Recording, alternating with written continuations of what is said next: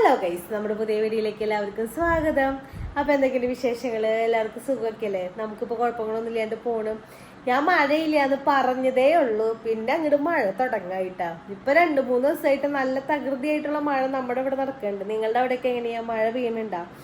നമ്മുടെ കുട്ടീസ്, നമ്മുടെ കുട്ടന്മാർ, കുട്ടിക്കുറുമ്പന്മാർ തമ്മിൽ നല്ല പൊരിഞ്ഞ് തല്ല് നടക്കുന്നുണ്ട്. ചേട്ടനും കണക്കാ, അനിയനും കണക്കാ. അനിയൻ തിരിച്ച് നല്ല പോലെ കൊടുക്കുന്നുണ്ട്. ഇപ്പൊ ചേട്ടൻ ഒരു അടി കൊടുത്തു കഴിഞ്ഞാൽ അനിയൻ തിരിച്ച് അപ്പം തന്നെ കൊടുക്കുന്നുള്ളതാ.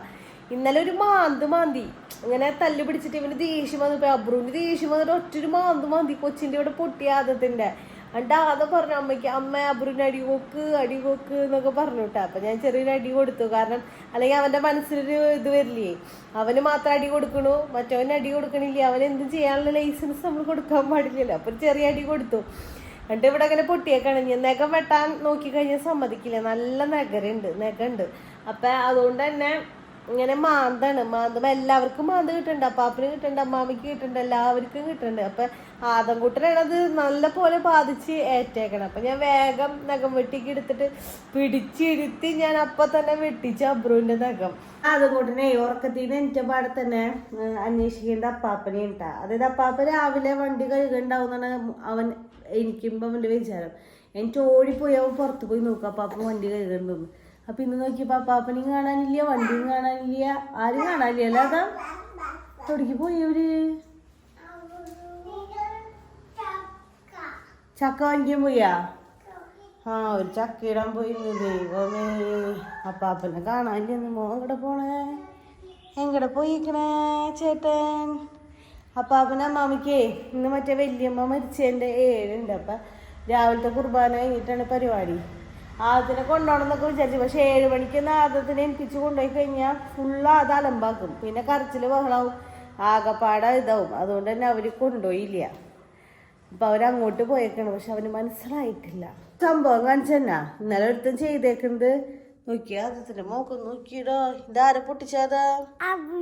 അവര് മാന്തിയേക്കുന്നതാണ്. കണ്ട അവന്റെ പുലിനകം വെച്ചവൻ ഇവനെ മാന്തി. പാവന്റെ മോന്റെ മുഖം പൊട്ടിയില്ലേ അല്ലേ? എന്റെ അമ്മ ഇത് ചെയ്തെന്നല്ലേ? നഖം വെട്ടി കൊടുത്തു, അടി കൊടുത്തു. കണ്ട കൊച്ചിന് എന്തൊരു സന്തോഷത്തിൽ ചെയ്തത്. അടി കൊത്ത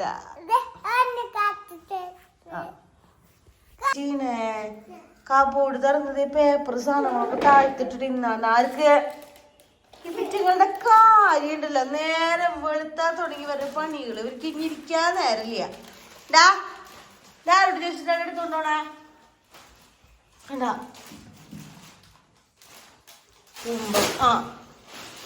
അതവിടെ വെക്കി. അതൊക്കെ എടുത്തു വെച്ചാ അതും കൂട്ട എടുത്തു വെച്ചാ. അപ്പാപ്പ വരുമ്പോ ചീത്ത പറയൂട്ടാ. അപ്പാപ്പ മാമ ഇപ്പൊ വരും. എടുത്തു വെച്ച് സാധനങ്ങൾ എടുത്ത് വെക്കാൻ. ഇതൊക്കെ ഇവിടെ നിന്ന് പറക്കിയെടുക്കണേ. അപ്പുറം കൊടുത്തേ ചേട്ടനെ. ചേട്ടൻ കൊടുത്തരാ. അപ്പുറോ നോക്കി നിക്കണോക്കിട്ട് കൂസിൽ ചേട്ടൻ പറക്കിയിട്ടുണ്ട്. കൊണ്ടുപോയി എന്റെ മോൻ ഞാൻ പറക്കിയത്. അവര് കൊക്ക് അങ്ങനെ കൊക്ക് കൊക്കണത് കൊടുക്കണത്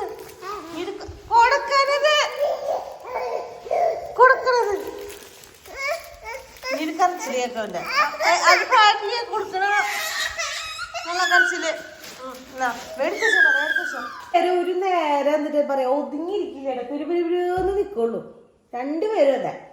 ഫ്രിഡ്ജ് തുറക്കല്, പാത്രങ്ങൾ തുറക്കല്, കബോർഡുകൾ തുറക്കല്. എന്നിട്ടൊക്കെ ചെയ്യണേ. ചിരിച്ചു നിൽക്കാനുള്ള എന്നിട്ടേ ചിരിച്ചു നിന്നിട്ടെ ആരെ കുറുമ്പണിക്കുന്ന ആളെ? ഞാന് ഒക്കെ അറിയാം ഞാനാ ചെയ്യണേന്ന് പറഞ്ഞു കഴിഞ്ഞാൽ കേക്കോ. ഒരുത്ത കട്ടിന്റെ മുകളില് കയറിക്കണ്. മുട്ട പൊട്ടുന്ന പോലെ തല പൊട്ടിക്കോളും.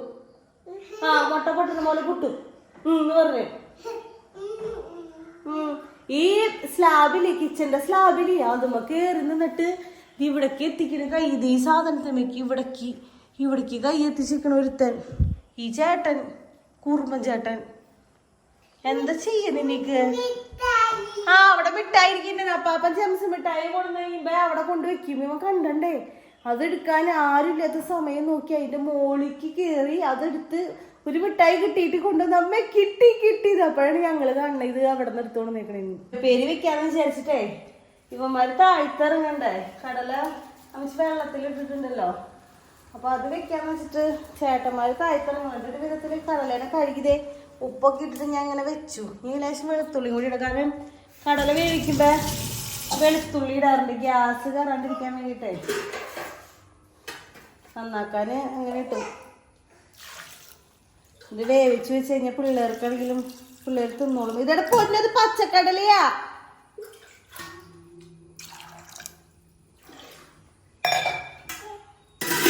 പച്ചക്കടലയത് എന്റെ വിചാരം വേവിച്ച കടലയാന്ന് വെച്ചിട്ട് എടുക്കാൻ പോണ.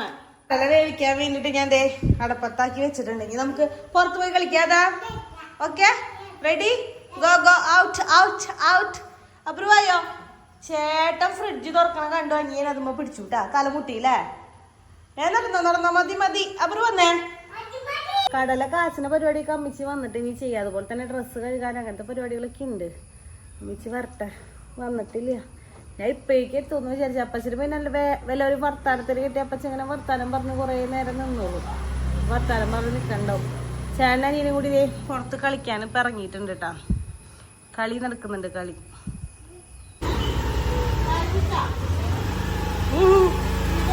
അപ്പൊ എങ്ങടെ പോയത്? എങ്ങടെ പോയെന്ന് ചോദിക്കല്ലേ?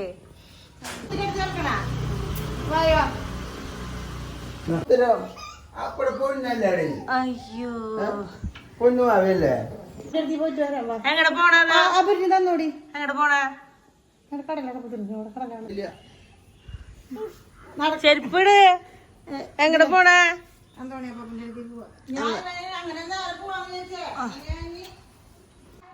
ചേട്ടൻ പോയി. ഇങ്ങോട്ട് തിരി. ചേട്ടൻ എങ്ങനെ പോണേ? അന്തോണിയപ്പാപ്പന്റെ അടുത്തേക്ക് പോവാ. പോയി കണ്ടിട്ടോ. ചേട്ടന് ഭ്രാന്തായി.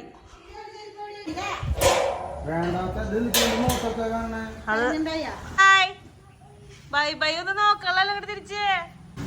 Okay bye. അവിടെ നിന്നോ, ഇന്ന് വല്ല നാളെ വന്നാ മതി. അവിടെ നിന്നോ ആ നഖം വെച്ച്. അപ്പാപ്പനും അമ്മാമ്മയും വന്നു. പോയി വന്നു കഴിഞ്ഞപ്പോ ആദംകുട്ടൻ ഭയങ്കര കരച്ചില് ബഹളായി. അതായത് അവനെ കൊണ്ടുപോകാനുള്ള പോയി ഇത്ര നേരം വിചാരിച്ചു ഇവിടെ അപ്പുറത്തെങ്ങനെ ഉണ്ടാവുന്ന. അപ്പൊ വന്നു കഴിഞ്ഞപ്പോ ഡ്രസ്സ് മാറി വന്നു കഴിഞ്ഞപ്പോ അവന് മനസ്സിലായി അവരെങ്ങോട്ടോ പോയിട്ട് വന്നത്. പിന്നെ കരച്ചിലും ബഹളായപ്പോ ഇവിടെ നമ്മുടെ പേപ്പന്റെ വീടുണ്ട്, ഒരു പേപ്പനുണ്ട്. അപ്പൊ അവിടേക്ക് പോവാ, ആ പേപ്പനെ കാണാൻ പോവാന്ന് പറഞ്ഞിട്ട് അപ്പാപ്പനും അമ്മാമിയും മക്കളും കൂടി പേപ്പനും കാണാൻ പോയിട്ടില്ല. എന്താ നോക്കണം എന്റെ ദൈവമേ. ഇനിയിപ്പോ ആ കുക്കറിലാണെങ്കിൽ കടല വിസില് ഇടാൻ വേണ്ടിട്ട് വെച്ചിട്ടാണെങ്കിൽ കടല ഇതുവരെ വിസില് വന്നിട്ടില്ല. വിസില് വരില്ല. ഇത് ചില ദിവസം വിസില് വരാണ്ട് ഇങ്ങനെ നിൽക്കുമെന്ന് എനിക്ക് തോന്നണേ. അപ്പൊ ഇത് വിസില് വന്നിട്ടില്ല. ഇനി ഡ്രസ്സ് കഴുകാനുണ്ട്. അപ്പൊ അമ്മിച്ച് പറഞ്ഞു ഞങ്ങൾ പോയി വരുമ്പോഴേക്കും വേണ്ട ഡ്രസ്സൊക്കെ കഴുകി വേഗം ശരിയാക്കാൻ. അപ്പൊ അത് പോയി കഴുകാൻ വേണ്ടി ഇടയിൽ കൂടെ ചോറഞ്ച് അപ്പാപ്പന്റെ കൊയിൽ കൊടുക്ക്, പൊളിച്ചു തരാന്ന് പറയും. അതിന് കടല ഇഷ്ടായി. ആദന് കടല അടുപ്പത്തിട്ടെ അല്ലേ? ആദം കഴുകിയിട്ടില്ലേ? ആദട്ടില്ലേന്ന് ആകണ്ട കൊച്ചനിട്ടത് അടുപ്പത്തിട്ട്. അപ്പാപ്പൻ കൊണ്ടുപോയി വന്നിട്ടും കരച്ചിൽ തന്നെ ആയിരുന്നു. ഇപ്പൊ ഞാൻ ആശ്വസിപ്പിച്ചൊരു ഓറഞ്ചൊക്കെ എടുത്ത് അപ്പാപ്പന്റെ കൂടെ ഇരിക്കുന്നുണ്ട്. ഞാൻ ഇപ്പൊ കറി കാച്ചാൻ വേണ്ടിട്ട് അലക്കല് കഴിഞ്ഞുട്ടാ. കറി കാച്ചാൻ പോകണം. നമ്മുടെ കറി, നമ്മുടെ കടലക്കറി ഇങ്ങനെ സെറ്റ് ആയിട്ടുണ്ട് കേട്ടോ. മല്ലിപ്പൊടി ഇടാത്ത കാരണം ഇതിൽ വലിയ കൊഴുപ്പൊന്നും ഉണ്ടാവില്ല. മല്ലിപ്പൊടി ഇടുന്നില്ലല്ലോ. കൂട്ടൊരു പാനയുടെ അടപ്പന എടുത്തു. ഇപ്പൊ അതിന് വേണ്ടിയിട്ടുള്ള തല്ല കബോർഡൊക്കെ തുറന്ന് എടുത്തുകൊണ്ട് പോരാ. ഇതിന്റെ സ്പൈഡർമാൻ എന്തിയെ അതിന്റെ ചെടിച്ചട്ടി ഇത് പറഞ്ഞ പുറത്ത് ആൾക്കാർ വിളിച്ചോണ്ട് ചെടിച്ചട്ടി വേണോ, ചെടിച്ചട്ടി.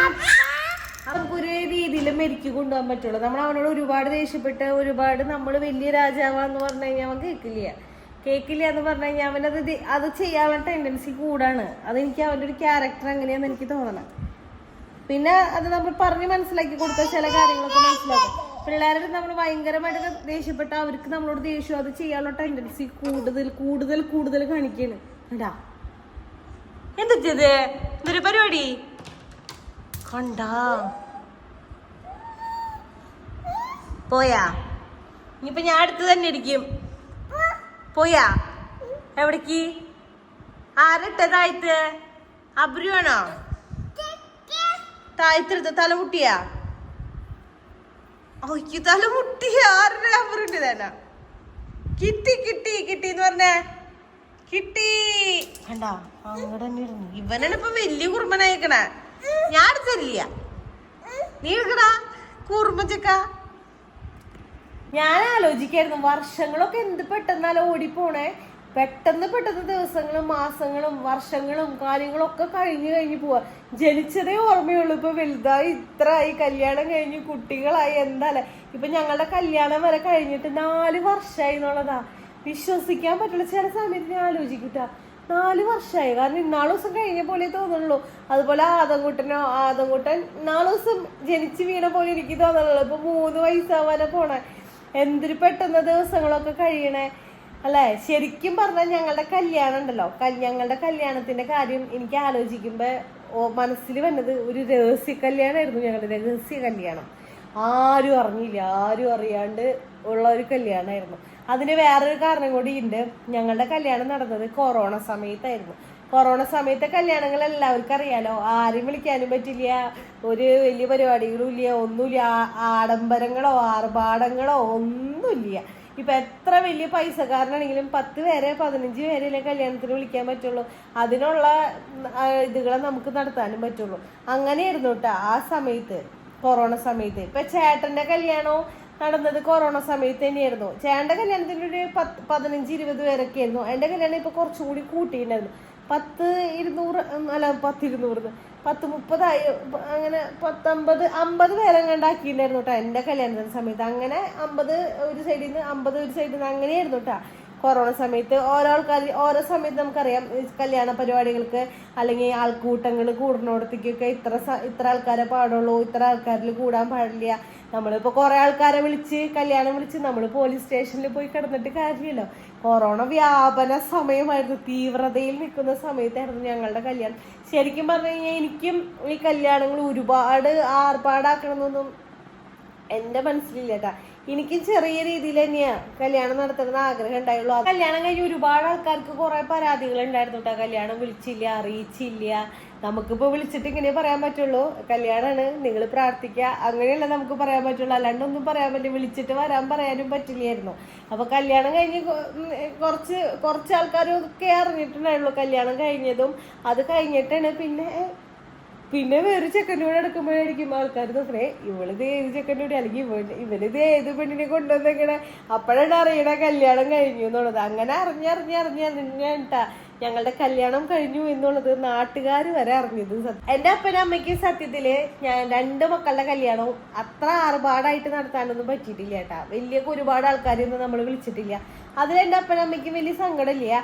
കാരണം കല്യാണം ഇപ്പൊ കുറെ അങ്ങോട്ട് നീട്ടിക്കൊണ്ടു പോയിട്ടും കാര്യം കൊറോണ കാരണം ഒരുപാട് അങ്ങോട്ട് നീങ്ങും. നമ്മളൊരു ഡേറ്റ് ഫിക്സ് ചെയ്യും, കൊറോണ കാരണം വീണ്ടും മാറ്റും, വീണ്ടും ഒരു ഡേറ്റ് ഫിക്സ് ചെയ്യും, കൊറോണ കാരണം മാറ്റും. അങ്ങനെയൊക്കെ ആയിരുന്നു കേട്ടോ ആ സമയത്ത്. അപ്പൊ ഇവരെ എങ്ങനെയെങ്കിലും ഒന്ന് കെട്ടിച്ചു വിട്ടാൽ മതി എന്നുള്ള ധാരണയായിരുന്നു നമ്മുടെ വീട്ടുകാർക്ക്. അപ്പൊ അങ്ങനെ അവർക്ക് സങ്കടങ്ങളോ കാര്യങ്ങളൊന്നും ഇല്ല. അങ്ങനെ നമ്മുടെ കല്യാണം ആരും അറിയാണ്ട് ഒരു പരിമിതമായ ഒരു രീതിയിൽ ഒരു കല്യാണം നമ്മൾ നടത്തിയിട്ടുണ്ടായിരുന്നു. ഞങ്ങളുടെ കല്യാണം കഴിഞ്ഞ് ഞാൻ വന്നത് ഈ വീട്ടിലേക്ക് അല്ല കേട്ടാ. ഈ വീട് നമ്മൾ പണിതുകൊണ്ടിരിക്കണ്ടായിരുന്നു. നമുക്കൊരു പഴയ വീടുണ്ടായിരുന്നു. ആ വീട്ടിലേക്കായിരുന്നു എന്നെ കെട്ടിച്ചു കൊണ്ടുവന്നത്. ഇപ്പൊ ആ വീട് നമ്മൾ വാടകയ്ക്ക് കൊടുത്തേക്കാം. ഞാൻ എൻ്റെ വീഡിയോയിൽ മുന്നേ കാണിച്ചു തന്നിട്ടുണ്ടായിരുന്നു ഇതാണ് നമ്മുടെ പഴയ വീട് എന്നുള്ളത്. കാണാത്തവരുണ്ടെന്നുണ്ടെങ്കിൽ പോയി എന്താ പറയാ കണ്ടു നോക്കുക പറയാം. ആദംകുട്ടനും അബ്രും കൂടി എല്ലാ ദിവസവും വൈകുന്നേരം ആകുമ്പോൾ നടക്കാൻ പോകും. അത് നമ്മുടെ പഴയ വീടിന്റെ അടുത്തേക്കാണ്. അപ്പൊ ഞാൻ ആദത്തിനോട് പറയും, മേടാ അപ്പനും അമ്മയും താമസിച്ച് പഴയ വീട് ഇതാടാ, നിനക്കറിയോ മുന്നേ ഞങ്ങൾ ഇവിടെയാണ് താമസിച്ചേ, അങ്ങനെയൊക്കെ പറയുമ്പോ അവനറിയാനുള്ള പ്രായമായിട്ടില്ലല്ലോ. കുറച്ച് നാൾ കഴിയുമ്പോൾ അവനോട് പറഞ്ഞു കഴിഞ്ഞാൽ മനസ്സിലാവും. ഇപ്പൊ അവനോട് പറഞ്ഞു കൊടുത്താൽ അവന് അത് മനസ്സിലാവണില്ല. അപ്പൊ നമ്മുടെ ഇന്നത്തെ വീഡിയോ ഇപ്പൊ ഇത്രേ ഉള്ളൂ. അപ്പൊ നിങ്ങൾക്ക് വീഡിയോ ഇഷ്ടമെങ്കിൽ ലൈക്ക് ചെയ്യുക, ഷെയർ ചെയ്യുക, സബ്സ്ക്രൈബ് ചെയ്യുക, മറക്കാണ്ട് കമന്റ് ചെയ്യുക. അപ്പൊ അടുത്ത വീഡിയോ ആയിട്ട് വരുന്നതായിരിക്കും.